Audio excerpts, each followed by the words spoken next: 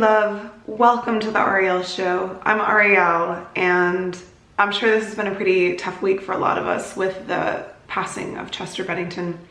It's been a really rough week for me, and I've tried to film this video 4 or 5 times now on multiple different days, multiple different occasions, and just cannot add anything of value to the conversation. I want to be able to fix it. I want to be like, well, hey guys, I thought of this way to make this less painful for us, but I don't have that. And the reason that I'm making this video anyway about this topic is because I think the only thing that's been slightly comforting in this whole situation has been the community aspect.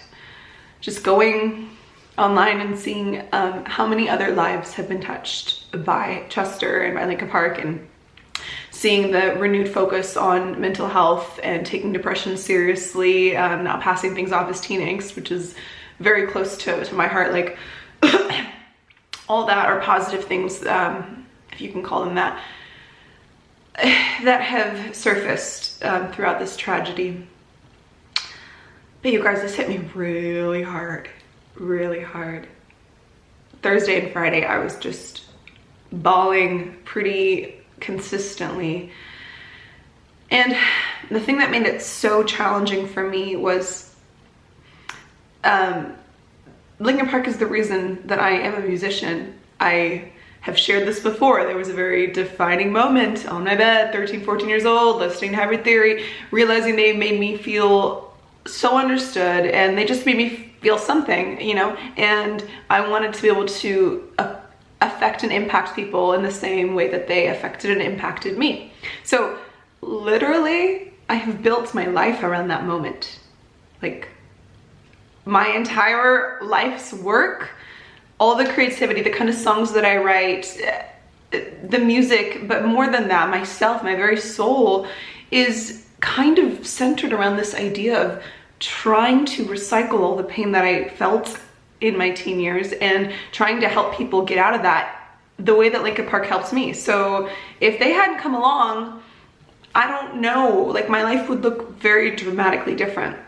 And so then to lose someone who was such an integral part of that, and even worse, to lose him to suicide, it's like, here's someone that I've emulated, respected, and admired, and to picture him so just so sad and so low, so hopeless, in that much pain, that was the solution that he, or that was, you know, that was his way out, that he was like, okay, this is what I'm gonna do with all this pain. Like, that is heartbreaking. Somebody that I love and that has helped me so much. I think we all felt kind of helpless when we realized, like, somebody that helped us through all our pain in our teenage years, now we couldn't help him, and that he was still in such real agonizing pain. In the recent years, as I got older and kind of like tried to outgrow some of the intensity of the pain that I felt as a teenager, it was kind of a struggle for me. Like, how do I move forward and find joy and also keep writing like vulnerable songs, keep making art that deals with the topics of life's darkness without living in that darkness around the clock?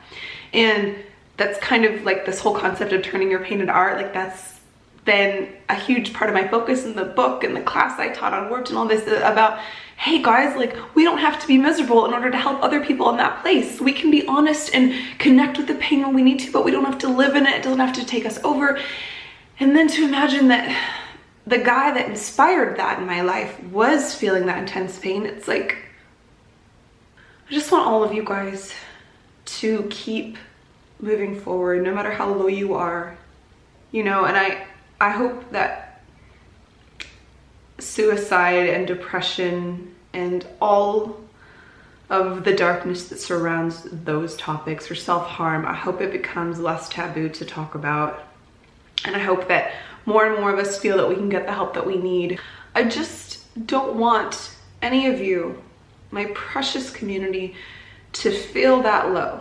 And I know I can't do much about it because I know there's a lot of you that probably are feeling that low.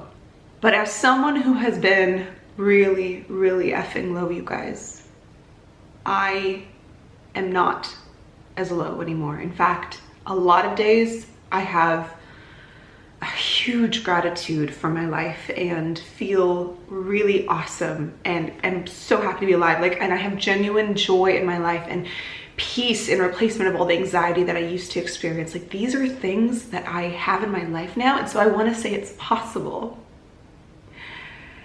And I didn't always know if it was possible. Like, when I was in that crazy dark place, I didn't know if I could ever get better. I thought I was the exception. I thought I was too messed up to ever feel normal and stable.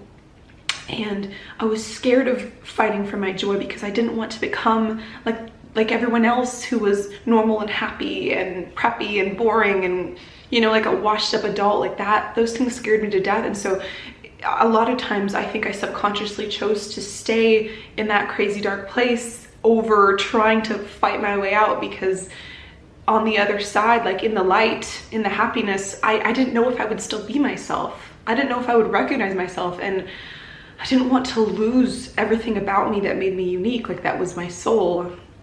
And so it's been like a long journey for me,